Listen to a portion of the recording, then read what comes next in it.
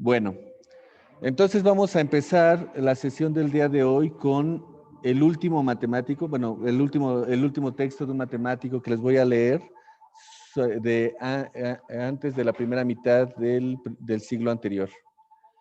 Eh, entonces empezamos. Apéndice. Este es un apéndice de los matemáticos malditos. El otro matemático héroe de la Segunda Guerra Mundial. La historia del conflicto bélico más grande del siglo XX suele llegar mutilada a nuestras latitudes, pues se revelan los sucesos del lado occidental por sobre los del llamado Frente Este. De ese lado, el pueblo ruso debió a la vez sufrir la tiranía brutal y desquiciada de Stalin y sostener durante un par de años casi todo el peso de la guerra. Gran parte del aparato de producción soviético fue retirado hacia el oriente, inclusive más allá de los montes Urales, desde donde los productos, debían ser enviados hacia las ciudades del frente, en especial Leningrado y Stalingrado, hoy llamadas San Petersburgo y Volgogrado, respectivamente. Allí, un matemático fue fundamental en la tarea de establecer la forma en que los envíos debían hacerse para minimizar el uso de los escasos recursos con que se contaba. Leonid Kantorovich. Para ello, reformuló una vieja teoría de fines del siglo XVIII del francés Gaspard Monge.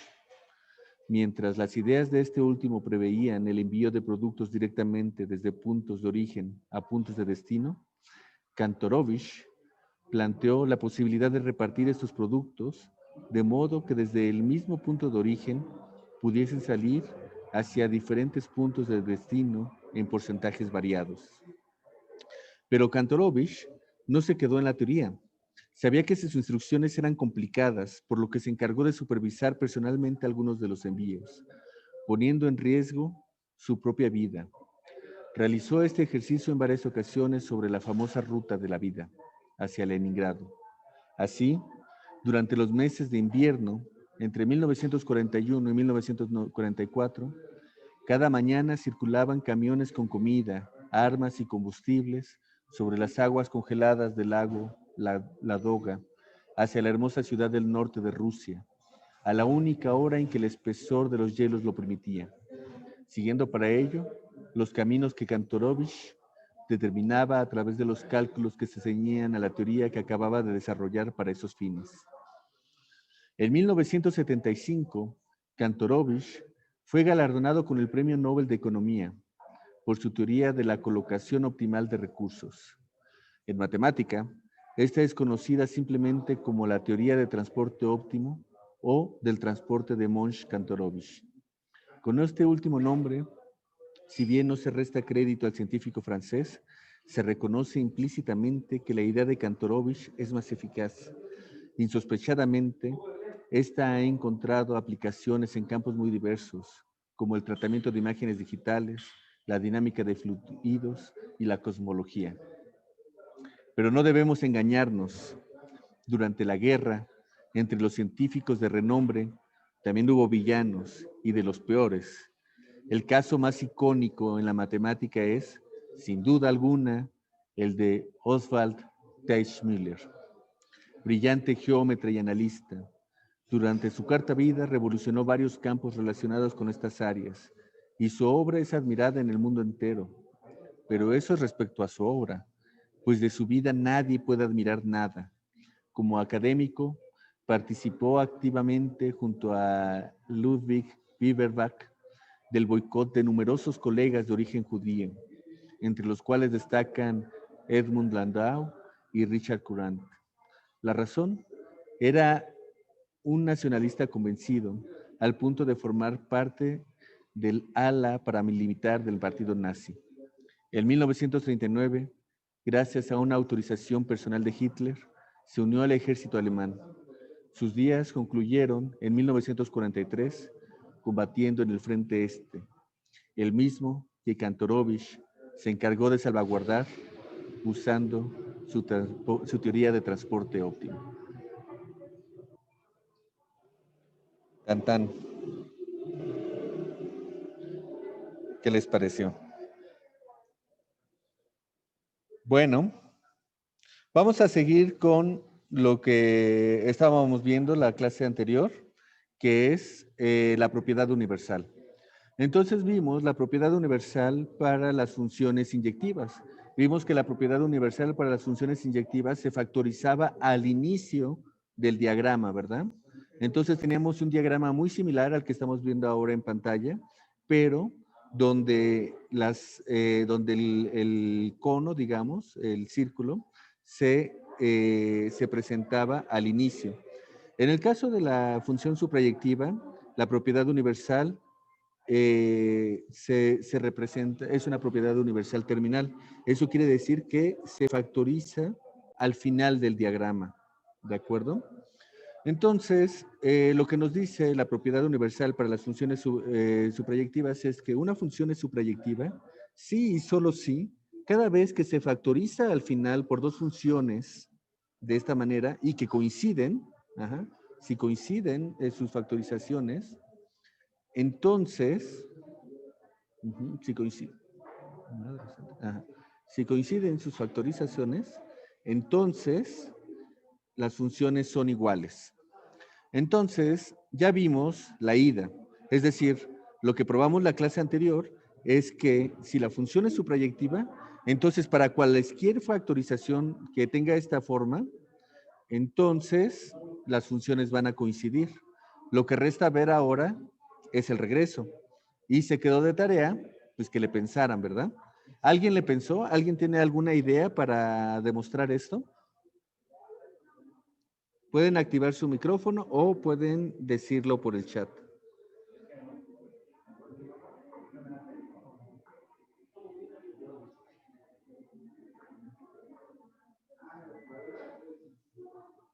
¿Sí me escuchan? ¿Alguien? ¿Sí me escuchan? Entonces, ¿le pensaron? ¿Alguien tiene alguna idea? ¿No? No lo pensaron, ¿verdad? Ya los caché.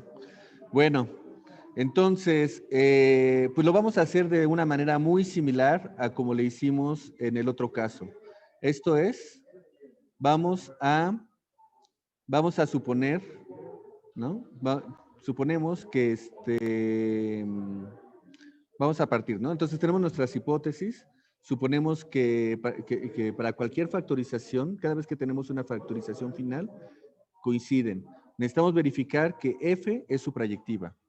Entonces lo que vamos a hacer es suponer que no es suprayectiva. La prueba es muy, muy parecida a lo que hicimos en el caso anterior. Es decir, vamos a suponer que no es suprayectiva. En este caso tenemos que, a ver si funciona esta cosa.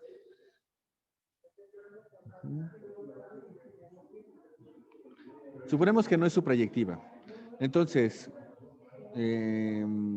como no es suprayectiva, eso quiere decir que la imagen de F no está contenida en Y. No está contenida en Y. ¿Esto qué quiere decir?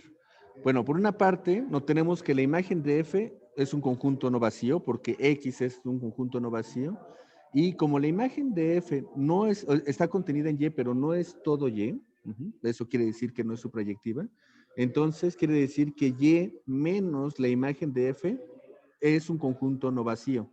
En particular, eso quiere decir que existe un Y, ¿no? Existe un Y en la imagen de F y existe un Y1 en la imagen de F1. Notemos que este Y0 y este Y1 son diferentes porque pues no puede, si fueran iguales, pues los dos estarían en la imagen de F o los dos estarían en el complemento de la imagen de F, ¿no? Entonces, es claro que la imagen, que Y0 es distinto de Y1, ¿de acuerdo? Y lo que vamos a hacer es definir dos funciones de Y en Y que son distintas, pero que cuando se factorizan son iguales, ¿de acuerdo? Entonces la definimos así.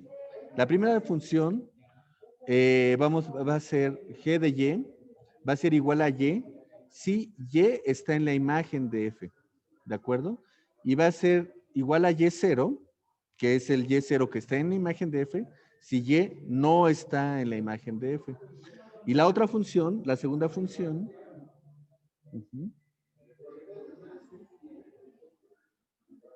Entonces, esta es la primera función. La segunda función va a ser igual. Va a ser y si y está en la imagen de f, pero ahora va a diferir. Va a ser y1 si y no está en la imagen de f. ¿De acuerdo? ¿Se entiende bien cómo estamos definiendo esta función? Tal vez un dibujito, ¿verdad? Entonces tenemos x, aquí tenemos y, todo el conjunto y aquí en este conjuntito está f, está la imagen de f, ¿no? Digamos que tenemos la imagen de f aquí en esta parte, ¿de acuerdo? Entonces, si agarramos un elemento de la imagen de f, esta cosa va a ser la identidad. Esto va a ir a y. Va a ir a y otra vez. Entonces esto, si lo restringimos a la imagen de f, esta parte va a ser la identidad. Pero si agarramos un elemento, que no está en la imagen de f, va a depender de, si estamos agarrando f, va a depender si estamos agarrando, a ver, ¿quién es? Si estamos agarrando G, si estamos agarrando H, entonces este elemento va a ir a Y1, y si estamos agarrando a G, este elemento va a ir a Y0, que está aquí adentro. ¿De acuerdo? Entonces, G es distinta de H, ¿verdad? G es distinta de H, pero cuando los factorizamos, es decir, cuando agarramos la composición aquí, F, G, H, ¿no? Esto va a ser igual a G igual a H para esta parte. Entonces, cuando agarramos la composición de G con F, por esta parte, pues agarra X, X entra en la imagen de F, y pues sabemos que en esta parte es la identidad. Entonces, en esta parte, esta composición coincide. Esta composición coincide, es decir, GF es igual a HF, pero las funciones G y H son diferentes. Entonces, obtenemos una contradicción con respecto a lo que nosotros habíamos supuesto, ¿verdad? En este sentido, F no le queda de otra. Esta contradicción la obtuvimos al suponer que F no era su proyectiva. Por lo tanto, F es su proyectiva. ¿De acuerdo? Y con eso tenemos demostrado lo que queríamos. ¿Alguna pregunta hasta aquí? ¿No? Bueno, entonces, chéquense la potencia de las propiedades universales. La propiedad universal de la suprayectividad y de la inyectividad nos dice cómo se factorizan todas las funciones con respecto a ellas, ¿no? Eso quiere decir que si F es suprayectiva, ¿no? F es suprayectiva, entonces cualquier composición vamos a poder tener esta propiedad universal, ¿sale? Bueno, entonces con esto terminamos lo de propiedades universales. Vamos a ver ahora, vamos a empezar con esto, lo que es el espacio consciente y el teorema de isomorfismos. Nosotros ya vimos lo que son las relaciones de equivalencia. Si recordamos, una relación de equivalencia cumple tres cosas, ¿no? Una relación de equivalencia cumple tres cosas, que es reflexiva, simétrica y transitiva. Y también vimos que una relación de equivalencia es equivalente a tener particiones, ¿no? Particiones de los conjuntos.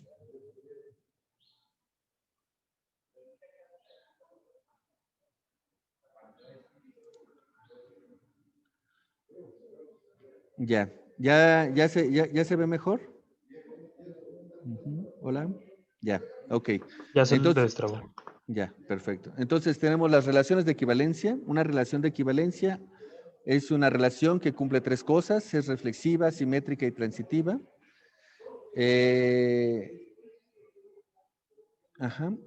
Y también sabemos que dada una relación de equivalencia, nos va a inducir una partición en los conjuntos, ¿no? Esta partición va a estar dada por las clases de equivalencia, ¿de acuerdo? Entonces quedó una cosa pendiente, cuando estuvimos viendo las relaciones de equivalencia, quedó una cosa pendiente, ¿verdad? Verificar que existe un conjunto completo de clases de equivalencia, ¿no? Entonces, es lo que vamos a revisar en este momento. Recordemos antes que es un conjunto completo de clases de equivalencia. Un conjunto completo de equivalencias es un subconjunto S de X. O sea, si nosotros tenemos una relación de equivalencia en X, un conjunto completo, ¿no? Como le estoy poniendo cocose. Un cocose, un conjunto completo de clases de equivalencia, es un subconjunto de X, tales que para cualquiera A, B y en el conjunto tales que A es distinto de B, sus clases de equivalencia son disjuntas, ¿no? Que es equivalente a decir que son diferentes. Si recordamos, vimos que esto era equivalente, ¿no? Ajá. Y la otra es que la unión de todas estas clases de equivalencia, la unión de las clases de equivalencia representadas por elementos, ¿no? En este conjunto nos daba todo el conjunto X. Entonces vamos a verificar que existe efectivamente un tal conjunto de clases de conjunto completo. Entonces, para hacer esto, vamos a utilizar funciones. Ese era el meollo del asunto, ¿no? Necesitamos las funciones para poder demostrar que existe este conjunto. Entonces, la proposición es la siguiente. Dada una relación de equivalencia sobre X, existe un conjunto de clases, un conjunto completo de clases de equivalencia. Entonces, vamos a considerar el siguiente conjunto. Agarramos el conjunto.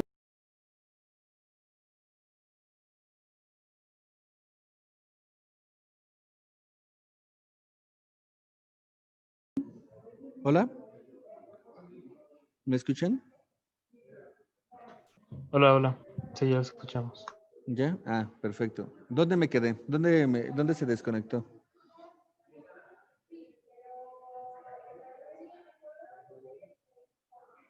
¿Hola? ¿Sí me escuchan?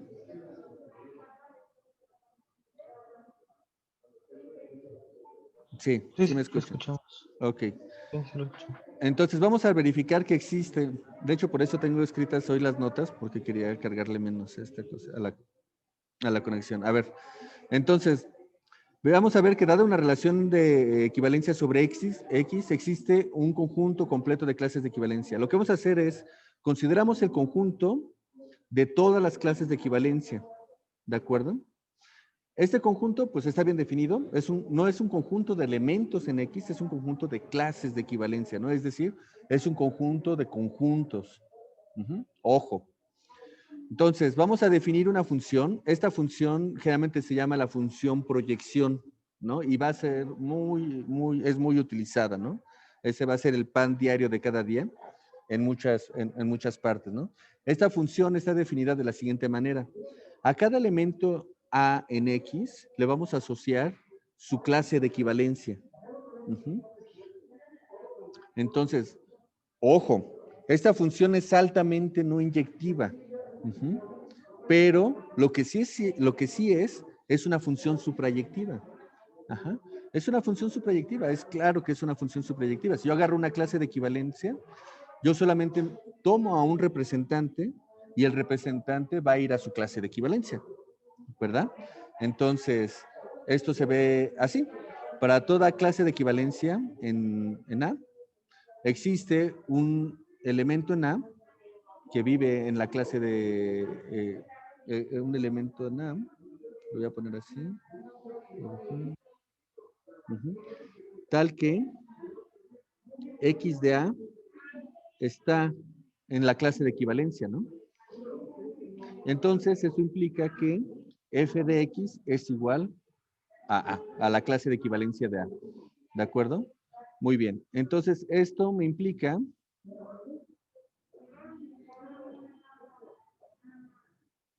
que esta función es suprayectiva. Ahora vamos a definir lo que se le llama una sección. Es decir, Del conjunto de clases de equivalencia vamos a asociarle un elemento en X. Entonces agarramos una clase de equivalencia, y a esta clase de equivalencia sabemos que es no vacía. Entonces podemos elegir un elemento dentro de esa clase de equivalencia. Este elemento que elegimos va a ser el elemento, como vamos a definir nosotros, nuestra función S.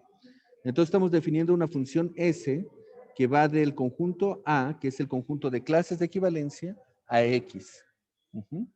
Y nuestra afirmación es que la imagen de esta función es el conjunto completo de clases de equivalencia, nuestro cocose. Entonces vamos a verificar eso. Necesitamos verificar dos cosas. Que si agarramos dos elementos en este conjunto, entonces sus clases de equivalencia son distintas. O dicho de otra manera, son disjuntas. Entonces agarramos dos elementos en S, distintos. Entonces f de A es distinto de f de B, ¿verdad?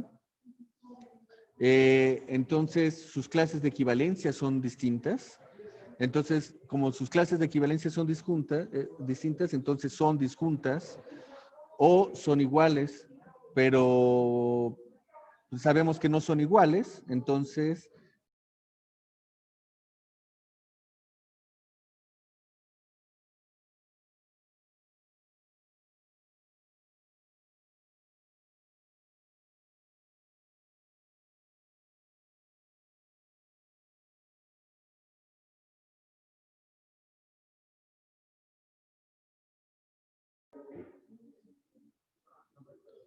hola, hola, ¿me escuchan de vuelta? Perdón, pues discúlpenme. Sí, ya lo escuchamos. Discúlpenme, no, son cosas que no dependen de mí, de verdad. Pero bueno, ¿hasta dónde la parte de definimos? Uy, no sé cuál definimos. ¿Definimos la proyección o definimos la sección? Aquí, en esta parte, definimos.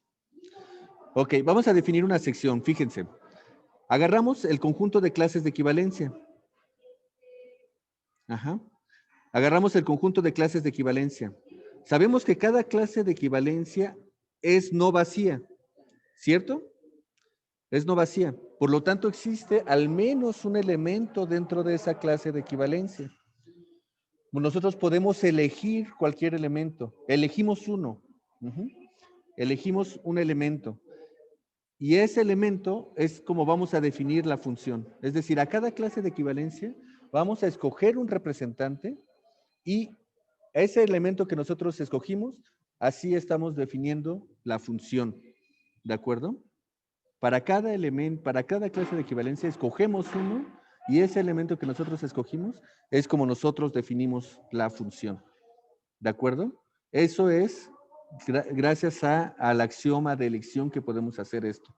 Ajá. Podemos elegir este elemento y al poderlo elegir, nosotros podemos definir esta función. ¿De acuerdo? Lo estamos eligiendo de manera única. Entonces, esta función está bien definida. Y afirmamos que la imagen de esta función, es el conjunto que nosotros estamos buscando, es nuestro cocose, ¿no? Nuestro conjunto completo de clases de equivalencia. Para verificar esto, necesitamos verificar dos cosas. Que si agarramos dos elementos distintos en este conjunto, entonces sus clases de equivalencia, la intersección de sus clases de equivalencia van a ser disjuntas. Ajá. Entonces, por elección, f de A y es distinto de f de B porque están siendo elegidos desde el principio en clases de equivalencia diferentes. ¿De acuerdo? Eso quiere decir que sus clases de equivalencia son diferentes y como sus clases de equivalencia son diferentes, entonces son disjuntas, ¿no? Eso por los resultados que nosotros ya habíamos visto en las relaciones de equivalencia. Sabíamos que las clases de equivalencia o son iguales o son disjuntas, ¿no? O son iguales o son disjuntas. Como no son iguales, ¿no? No son iguales, entonces son disjuntas y es lo que queremos, ¿no? Entonces, con eso tenemos la primera condición para que sea un cocose, ¿de acuerdo? La segunda parte, tenemos que ver es que la unión de de las clases de equivalencia, ¿no? Dada por representantes en este cocose, entonces nos da el conjunto total. Veamos eso. Lo que ya tenemos claro es que las clases de equivalencia claramente están contenidas en X, porque cada una de las clases de equivalencia está contenida en X. Entonces esto implica que la unión de todas ellas está contenida en X. Uh-huh. Entonces lo que necesitamos verificar ahora es que es la otra contención, es decir, necesitamos verificar que X está contenida en la unión. Entonces agarramos un X arbitrario. Uh-huh. Para este f de x, para este x, nos fijamos en su imagen, f de x, en su clase de equivalencia. Entonces, esta clase de equivalencia está en el conjunto A. Uh-huh. A es igual, entonces agarramos ahora la imagen, agarramos la imagen de esta clase de equivalencia bajo la función S. Uh-huh. Aquí es donde estamos utilizando la función. Bueno, en la otra parte también, ¿verdad? Pero aquí es donde estamos utilizando fuertemente la función. Entonces agarramos la imagen de la clase de equivalencia bajo la función X y esto nos va a dar un elemento A que está en S. ¿De acuerdo? Porque S es la imagen de F. Es la imagen de S. ¿De acuerdo? Entonces, lo único que necesitamos verificar es que X está contenido en la clase de equivalencia de A. Afirmamos que X está aquí contenido en la clase de equivalencia de A. Por definición, A pertenece a la clase de equivalencia de X. Entonces, la clase de equivalencia de A inter la clase de equivalencia de X es no vacía. Y otra vez utilizando este corolario que lo utilizamos una y otra vez, ¿no? Sabemos que o son disjuntos o son iguales. Entonces, como no es disjunto, pues entonces es igual, ¿verdad? Entonces la clase de equivalencia de A es igual a la clase de equivalencia de X. Y por lo tanto, X está contenido en la clase de equivalencia de A. Y pues con eso probamos que existe nuestro cocose, ¿no? Nuestro conjunto completo de clases de equivalencia. ¿Sale y vale? Entonces se dan cuenta del poder que tiene las funciones. Con las funciones podemos dominar, podemos controlar todo ese tipo de conjuntos, ¿no? Todo este tipo de funciones. Entonces ahora sí, ya sabemos que existe nuestra clase de equivalencia. Pero aquí, en esta prueba, hay varias cosas bien importantes. Y una de las cosas más importantes es esta función. Esta función, chéquense, nosotros siempre que tenemos una clase de equivalencia la podemos definir. Y la está definida de esta manera. Ajá, si nosotros tenemos una clase de equivalencia, nosotros siempre podemos definir P que va de X a, ¿no? Al conjunto, donde este va a ser el conjunto de clases de equivalencia, a esta parte, ¿no? A su representante. Entonces, esta parte, este conjunto de clases de equivalencia es tan importante que tiene un nombre propio. Uh-huh. Se le llama espacio cociente, ¿no? Al conjunto de clases de equivalencia de X, bajo la relación de equivalencia, se le llama el espacio cociente. ¿De acuerdo? Entonces, siempre que nosotros tenemos una relación de equivalencia, X, cociente, la relación de equivalencia, va a ser el conjunto de clases de equivalencia por bajo esta relación. ¿De acuerdo? Entonces, lo que nosotros sí podemos verificar es que esta función, la función P, que va de X a esta cosa, al espacio cociente, siempre es una función suprayectiva, ¿no? Y esta función está definida como A la manda a su clase de equivalencia. Esta función siempre es suprayectiva, ¿no? Entonces, por una parte tenemos esta función, la función proyección. Uh-huh. Función proyección. Ujú. Siempre vamos a tener esto, pero ahora vamos a ver una contraparte. Y esta parte es genial, es fabuloso y les va a servir. También puede aplicarse para la pregunta que me planteaban al principio. Y es lo siguiente. Vamos a definir una relación de equivalencia a partir de una función. Ajá.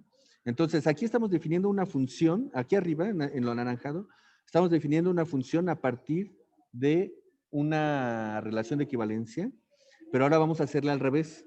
Vamos a definir una relación de equivalencia a partir de una función. ¿Y cómo vamos a definir esto? Entonces, tenemos una función suprayectiva. El que sea suprayectiva o que no sea suprayectiva es un poco engañoso, ¿no? Porque nosotros siempre podemos obligar a una función a que sea suprayectiva. ¿Cómo? Restringiendo el contradominio, ¿no? Por ejemplo, si tenemos una f de x a y esta función no es suprayectiva, podemos restringirla y va a estar bien definida de f a la imagen de f, ¿no? Que está contenida en y. Y esta función sí es suprayectiva, mientras que esta no es suprayectiva. ¿De acuerdo? Entonces, que sea suprayectiva o que no sea suprayectiva siempre es un poco engañoso, ¿no? Siempre podemos hacer cosas para hacerla suprayectiva, ¿no? Entonces, si tenemos una función suprayectiva, vamos a definir una relación de equivalencia sobre X. Y vamos a decir que dos elementos en X están relacionados si y solo si sus imágenes coinciden. ¿De acuerdo? Esto es una relación de equivalencia. Entonces necesitamos verificar, y eso se va a quedar de tarea, verificar que es reflexiva, que es simétrica y que es transitiva. Entonces, lo pongo en verde. Acuérdense que todo lo que está en verde es tarea. Entonces aquí se queda de tarea de verificar que esta definición es una relación de equivalencia. Entonces vamos a demostrar ahora un teorema precioso que se llama, yo creo que va a ser su primer teorema de isomorfismo que van a ver, que se aplica para conjuntos. Entonces empezamos con una función suprayectiva.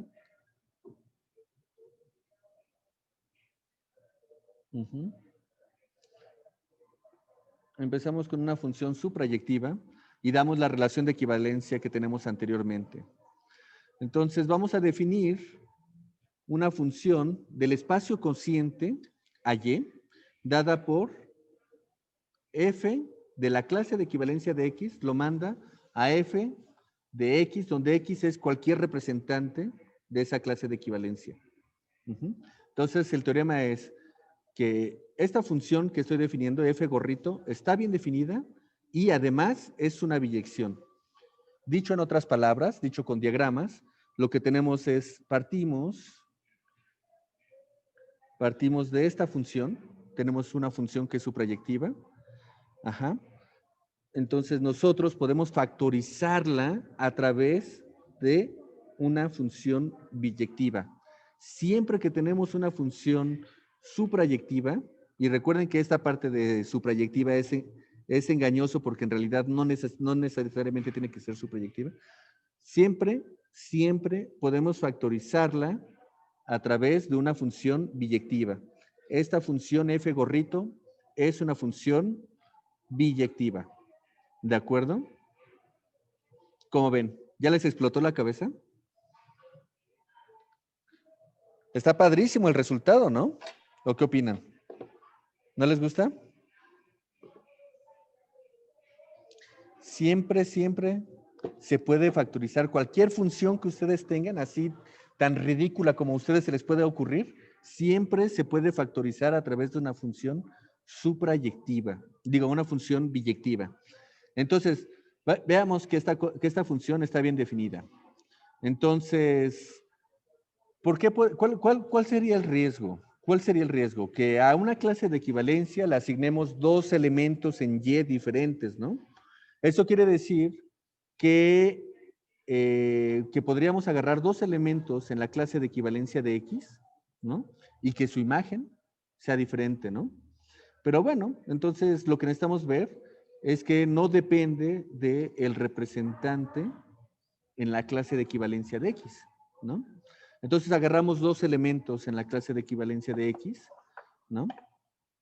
¿Sabemos que A está relacionado con B? Sí y solo sí sus imágenes coinciden, ¿no?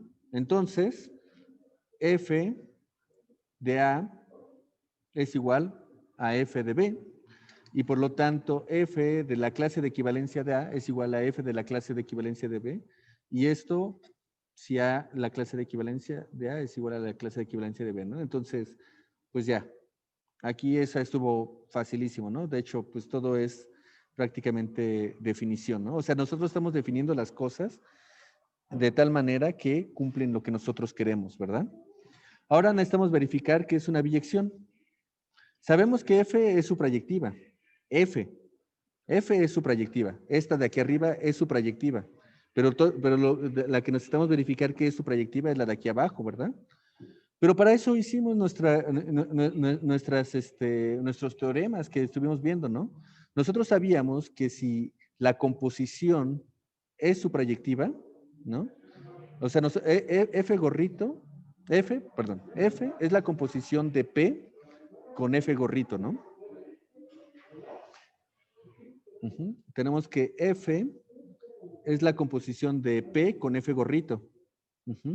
Y tenemos que F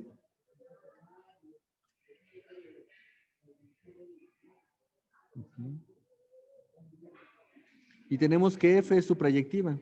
Entonces recordemos que esta propiedad universal de que es este terminal, entonces F gorrito es su proyectiva. Entonces, listo. Esto lo tenemos por los teoremas que ya vimos anteriormente. Ahora verifiquemos que F es inyectiva. Agarramos dos elementos en el espacio cociente, es decir, dos clases de equivalencia. Y vamos a agarrarlas diferentes. La clase de equivalencia de A, la clase de equivalencia A es diferente a la clase de equivalencia de B. Entonces, veamos que F gorrito de A es diferente que F gorrito de B. ¿De acuerdo? Supongamos lo contrario. Supongamos que F gorrito de A es igual a F gorrito de B.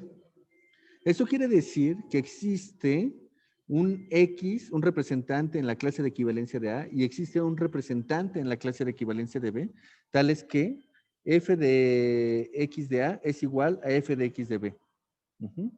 Pero si las imágenes de X de A y la imagen de X de B coinciden, entonces quiere decir que X de A está relacionado con X de B, ¿verdad?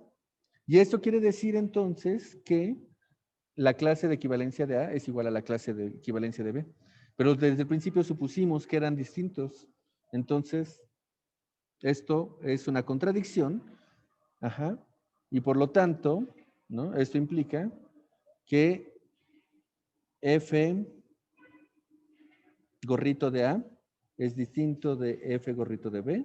Y por lo tanto, F es inyectiva. F gorrito es inyectiva. ¿De acuerdo? Y con eso entonces tenemos que F gorrito es su proyectiva e inyectiva, ¿no?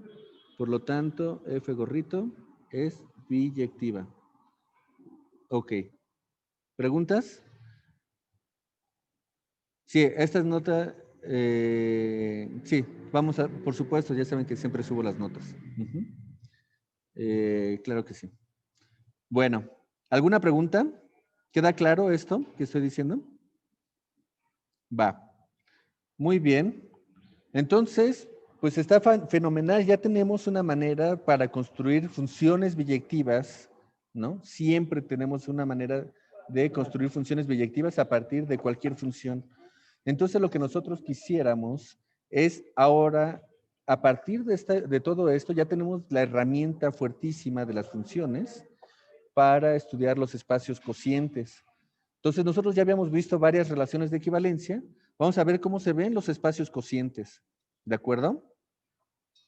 Entonces, ¿Cómo se va a ver el espacio cociente de la relación módulo 2? Sabíamos que las clases de equivalencia son 2. Tenemos el conjunto completo de clases de equivalencia. Estaba dado por 1,2, ¿verdad? Entonces, y tenemos que las clases de equivalencia, este es nuestro espacio cociente, ¿verdad?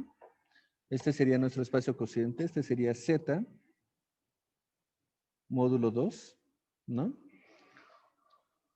Estas son las clases de equivalencia y nuestro conjunto completo, ¿no? Nuestro cocose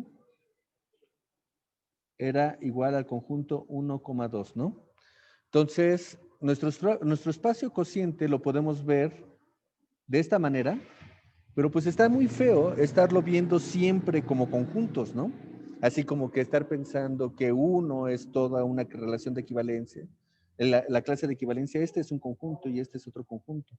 Entonces, lo que sí podemos verificar es que esta está en correspondencia biyectiva con el conjunto 1, 2, ¿verdad? Y en general aquí siempre vamos a tener a nuestro cocose, ¿de acuerdo? Entonces, tenemos a los enteros. Vamos a definir la función de los enteros al conjunto 1, 2, ¿no? Dada por la función, a cada entero lo vamos a mandar a 1 si A está relacionado con 1 y lo vamos a mandar a 2 si A está relacionado con 2. ¿F está bien definida?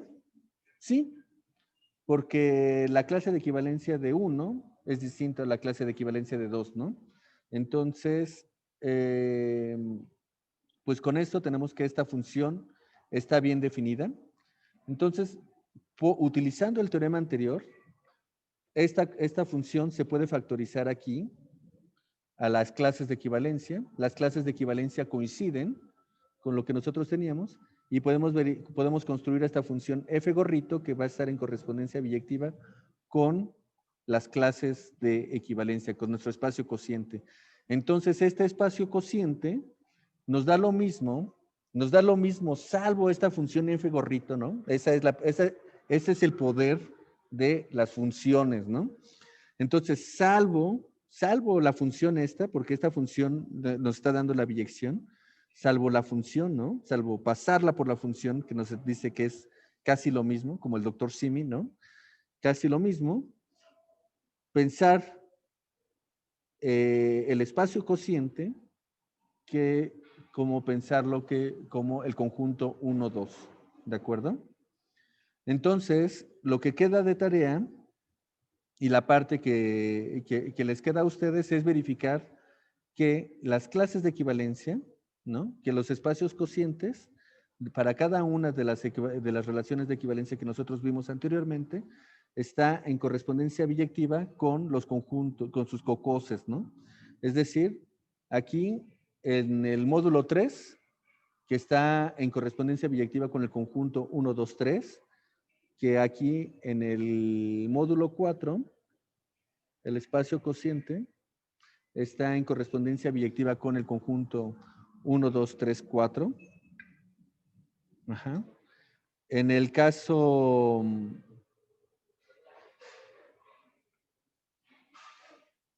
Ajá. En el caso de la norma, verificar que todo este conjunto está en correspondencia biyectiva con R. Uh-huh. Entonces ya no tenemos que estarlo viendo como este conjunto todo horrible, sino que podemos pensarlo como R, ¿no? Es decir, R también lo podemos pensar como el conjunto de clases de equivalencia de todo este tipo de cosas. En este caso, en el caso 5, donde estamos haciendo la módulo los enteros, entonces el conjunto cociente está en correspondencia biyectiva con el intervalo semiabierto y así consecutivamente, ¿de acuerdo? El más interesante, bueno, todos están muy interesantes, están muy bonitos, pero el más interesante, donde van a requerir un poquito más de trabajo, es en este. Hay que probar que en el espacio proyectivo hay una biyección entre las clases de equivalencia, que nosotros habíamos visto como este intervalo, y el conjunto 0, semiabierto 0, pi. ¿De acuerdo? Y aquí les estoy poniendo una pista. La pista es, fíjense en el ángulo de la recta, ¿de acuerdo? Acuérdense que en el espacio proyectivo lo que nosotros estudiamos son las rectas, ¿no? Cada uno de los puntos, cada una de las clases de equivalencia es una recta. Entonces, fíjense en la pendiente de la recta y van a darse cuenta de que la pendiente de la recta está completamente caracterizada por esto. ¿Sale y vale? Y bueno, y con esto terminamos el apartado de funciones y relaciones de equivalencia. Y pues eso sería todo por la sesión de hoy. No sé si hay algunas preguntas, quejas, sugerencias, dudas. ¿Todo está clarísimo?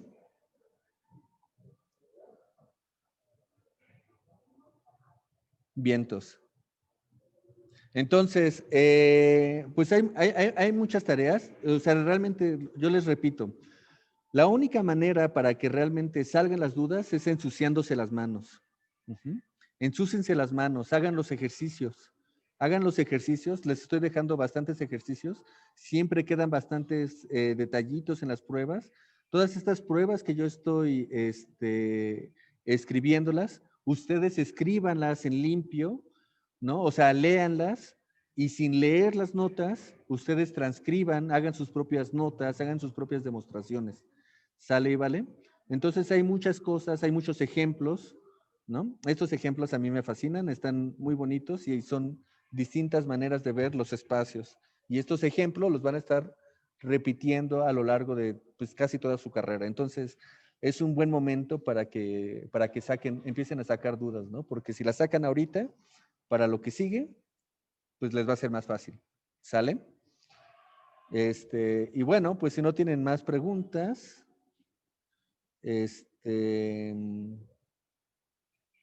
pues yo me despido.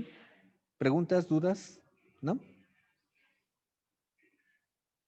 Bueno, entonces con eso terminamos la sesión del día de hoy. Mañana empiezan con la maestra Adriana. No estoy muy seguro qué sigue. Creo que sigue la construcción de los naturales. No sé, no sé. Pero muy probablemente se empieza con sistemas de piano. Pero bueno, eso. Mañana les toca con la maestra Adriana. Si tienen dudas, me pueden escribir. Voy a parar la grabación a partir de este momento.